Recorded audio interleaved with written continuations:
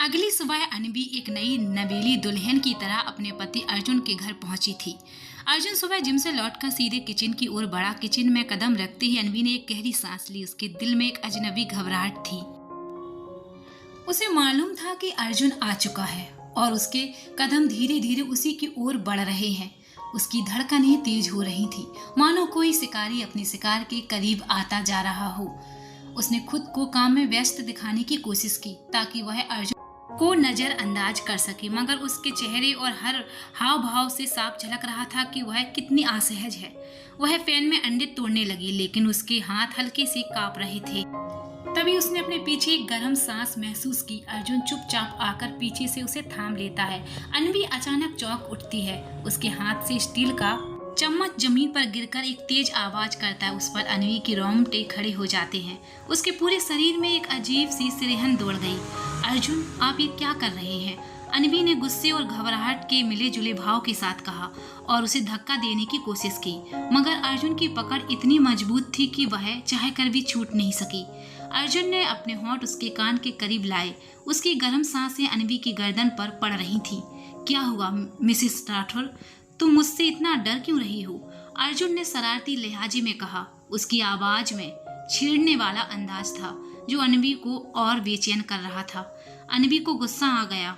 उसने अपनी कोहनी से अर्जुन को पीछे धकेला और झटके से पलट गई। बिना सोचे समझे उसके दांत अर्जुन के हाथ पर लग गए। हल्की सी चोट पहुंचा दी। अर्जुन दर्द से करार उठा और तुरंत अनवी को छोड़ दिया। फिर हंसते हुए बोला, उफ, तुम तो सच में जंगली बिल्ली हो। उसने अपने हाथ की ओर देखा जहां अनवी के दांतों के हल्के निशान साफ झलक रहे थे, लेकिन अनवी के मन में उस समय एक भयंकर हलचल उठ रही थी। अर्जुन फिर उसके करीब आया और शरारती अंदाज में उसे छेड़ने लगा।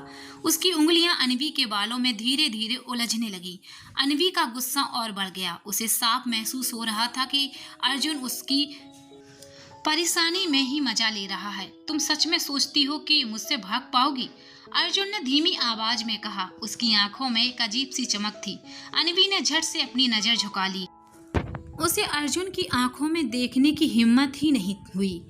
आप मुझे क्यों परेशान करते हैं? उसने धीरे से कहा। अर्जुन मुस्कुराया और बोला, क्योंकि तुम्हें छेड़ने में मुझे मजा आता है। यह उनके बीच एक अनकहा आकर्षण का खेल था। अर्जुन बार बार उसे खींच रहा था और अनवी नजरें चुराती जा रही थी, लेकिन दोनों के बीच का खिंचाव और भी गहरा होता जा रहा था। आखिरकार अनवी ने खुद को संभाला और किचन से निकल गई। तैयार होकर जैसे ही वह ऑफिस जाने लगी, अर्जुन ने अपनी गाड़ी निकाल ली और उसे छेड़ने के लिए साथ ले गया। पूरे रास्ते अर्जुन उसे हंसी मजाक में छेड़ता रहा। अनवी ने हर बार उसकी बातों को नजरअंदाज करने की कोशिश की, लेकिन अर्जुन की शरारतें रुकने का नाम ही नहीं ले रही थी। ऑफिस पहुंचते ही अनवी ने देखा कि सब लोग किसी खास वजह से इकट्ठे थे।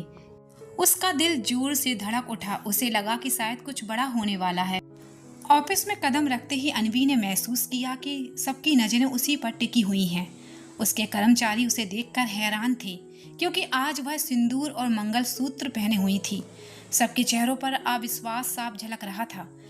फुसफुसाहट शुरू हो गई। क्या सच में अनवी की शादी हो गई है? इतनी अचानक कैसे? अनवी को बहुत अजीब लगा। उसे लगा जैसे सब उसके बारे में कुछ गलत ही सोच रहे हो। उसके चेहरे पर गुस्से और शर्म दोनों के भाव एक साथ थे। तभी उसकी सबसे करीबी दोस्त तनु पास आई। तनु की आंखों में हैरानी और जिज्ञासा दोनों थी। अनवी, ये क्या? तुमने शादी कर ली और हमें बताया भी नहीं? तनु की आवाज में हैरानी से ज्यादा उत्साह झलक रहा था। अनवी हल्की सी मुस्कुराई, फिर धीमी आवाज में बोली, हाँ तनु, मैंने शादी कर ली। उसके चेहरे पर मुस्कान थी, लेकिन भीतर कहीं एक अजीब सी उदासी भी छिपी हुई थी। तनु ने उसे गले लगा लिया। कॉन्ग्रेचुलेशन अनवी, मैं तो बहुत खुश हूँ तुम्हारे लिए, लेकिन इतना सब इतनी जल्दी कैसे हो गया? और हनीमून कहाँ मना रही हो?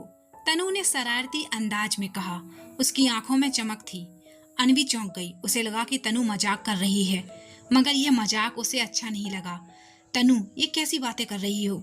अनवी ने नाराजगी में कहा। उसका चेहरा लाल पड़ गया। उसी वक्त उसके मन में अर्जुन की यादें कौंध गईं। वो चाहकर भी अपनी भावनाओं को छुपा नहीं पाई। कहानी यहीं पर थम जाती है, जहां अनवी और अर्जुन का रिश्ता सबके सामने आया और अब उनकी नई जिंदगी एक अलग सफर की ओर बढ़ने वाली है। इक्स पर किसी का जोर नहीं चलता, न अनवी का न अर्जुन का।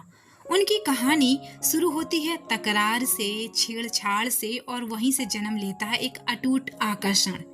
अनवी को अचानक पिछली रात की यादें आ गईं और तनु के मजाक पर उसका चेहरा गुस्से से लाल हो गया।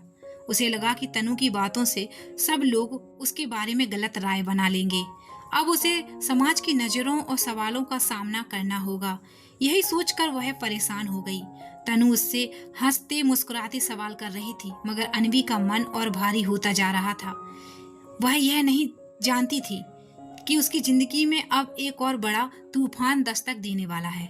अचानक उसके फोन की स्क्रीन पर एक अनजान नंबर चमका। अनवी ने मोबाइल उठाकर देखा।